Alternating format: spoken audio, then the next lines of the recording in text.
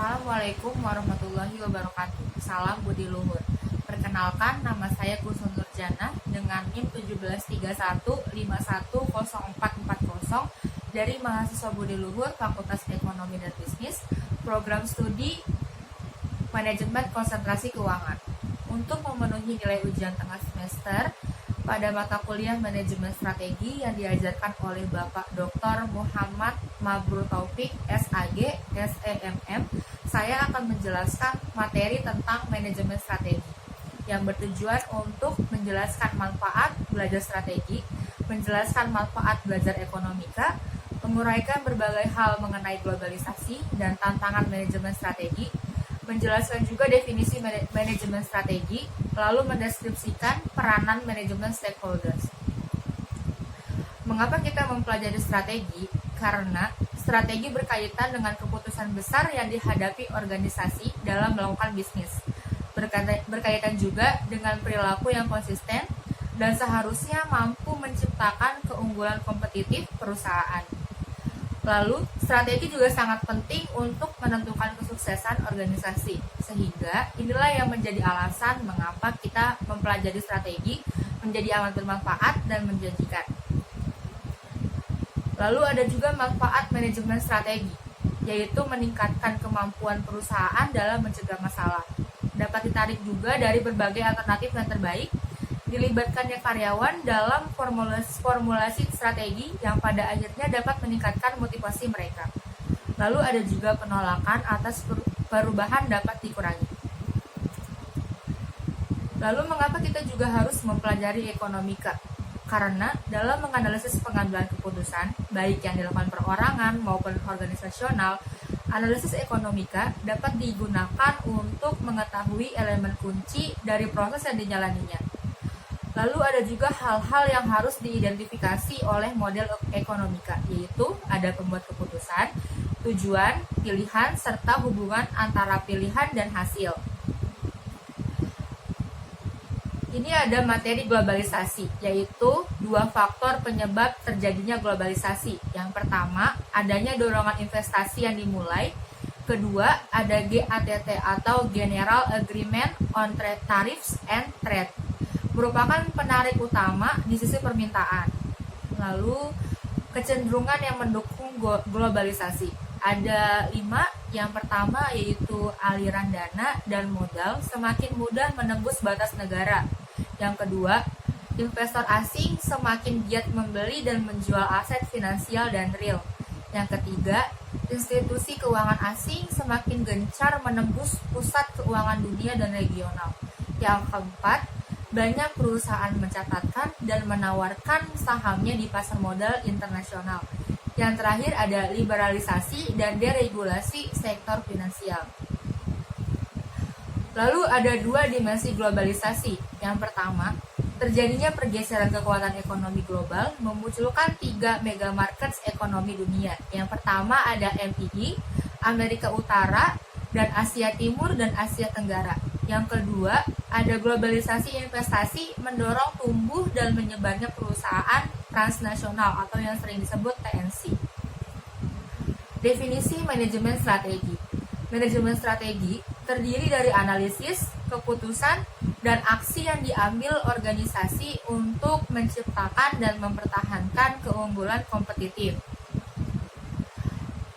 Ada juga definisi strategi menurut para ahli. Yang pertama ada Christensen, yaitu pola-pola berbagai tujuan serta kebijakan dasar dan rencana untuk mencapai tujuan.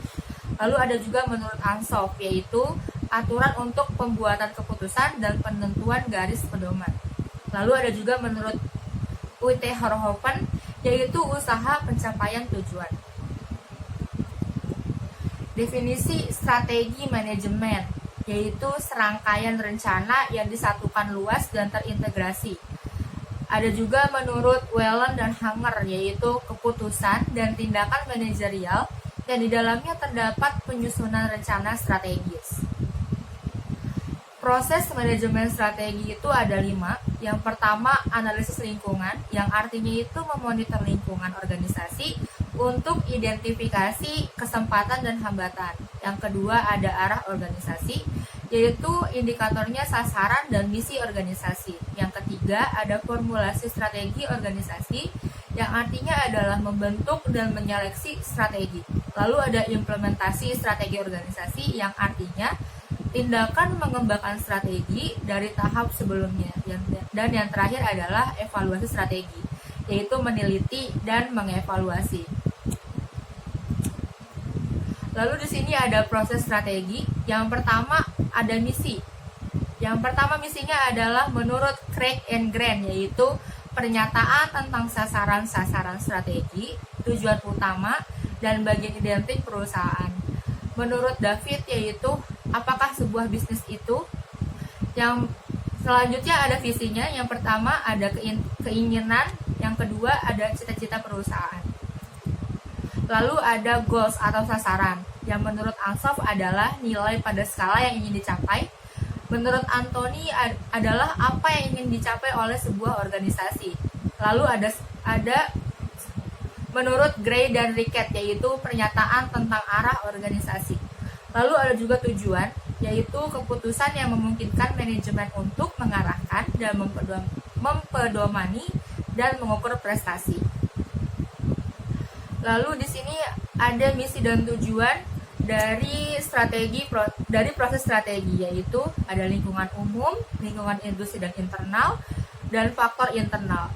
Dan itu termasuk dalam analisis dan diagnosis. Lalu ada juga analisis strategis utama, variasi strategis, dan pilihan strategis yang termasuk dalam pilihan. Lalu ada juga sumber daya dan struktur, kebijakan rencana dan pelaksanaan, lalu penilaian dan pengendalian yang termasuk dalam pelaksanaan. Dalam menentukan misi, tujuan, dan nilai-nilai perusahaan dapat diambil dari keputusan utama, meneliti lingkungan, dan mendiagnosis dampak, ancaman, dan peluang, lalu mengkaji dan mendiagnosis kekuatan dan kelemahan, lalu mempertimbangkan berbagai alternatif dan memastikan ketepatan pilihan strategi. Dan yang terakhir adalah memastikan bahwa strategi dan pelaksanaannya akan mencapai tujuan. Lalu ada unsur-unsur manajemen strategis yang terbagi dua, yaitu ada tujuan perusahaan dan perencanaan perusahaan. Lalu ada juga ancaman dan peluang, keunggulan persaingan, mempertimbangkan strategi alternatif, memilih strategi, sumber daya dan struktur, kebijakan administrasi, dan yang terakhir adalah evaluasi hasil dan strategi. Lalu di sini ada model perumusan strategi, yaitu identifikasi tujuan, strategi, dan kebijakan yang terbagi dua, yaitu adalah analisis sumber daya dan analisis lingkungan. Lalu yang kedua adalah peluang dan ancaman strategi utama. Yang ketiga adalah alternatif strategi yang terbagi menjadi dua, yaitu nilai-nilai manajemen dan tanggung jawab sosial. Lalu ada pengambilan keputusan strategi, dan yang terakhir adalah tujuan, strategi, dan kebijakan yang telah disempurnakan. Tujuan profitabilitas yang pertama adalah untuk mencapai maksimal keuntungan, yang kedua untuk mencapai maksimal dividen, yang ketiga untuk mencapai stabilitas keuangan. Lalu ada juga tujuan pemasaran dan penjualan. Pertama, ada maksimal pertumbuhan perusahaan, yang kedua menyediakan jasa dan produk terbaik, dan yang ketiga yaitu untuk memimpin sebuah pasar.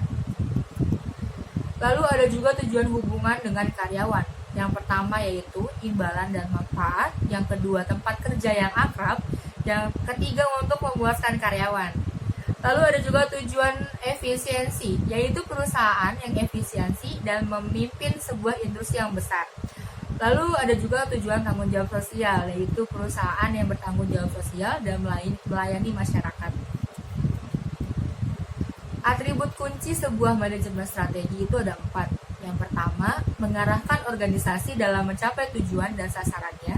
Yang kedua, melibatkan semua stakeholders dalam pengambilan keputusan. Yang ketiga, membutuhkan penggabungan perspektif jangka pendek dan jangka panjang. Yang keempat, menyadari trade-off antara efisiensi dan efektivitas. Lalu ada 2 cara melihat peranan manajemen stakeholders. Yang pertama, zero sum, yaitu peranan manajemen adalah untuk melihat stakeholders berebut untuk mendapatkan perhatian dan sumber daya organisasi. Yang kedua, ada simbiosis antar stakeholders, yaitu manajer mengakui adanya saling ketergantungan antara para karyawan, pemasok, konsumen, pemegang saham, dan masyarakat pada umumnya. Tahapan analisis manajemen stakeholders itu ada 6. Yang pertama adalah memetakan hubungan antar stakeholders. Yang kedua, memetakan koalisi stakeholder. Yang ketiga, mengidentifikasi kepentingan masing-masing stakeholders. Yang keempat, mengidentifikasi kekuatan masing-masing stakeholders. Yang kelima, menyusun matriks prioritas stakeholder. Dan yang terakhir adalah memantau kemungkinan pergeseran koalisi. Demikian materi yang baik yang bisa saya sampaikan. Kurang lebihnya mohon maaf. Wassalamualaikum warahmatullahi wabarakatuh. Salam budi luhur.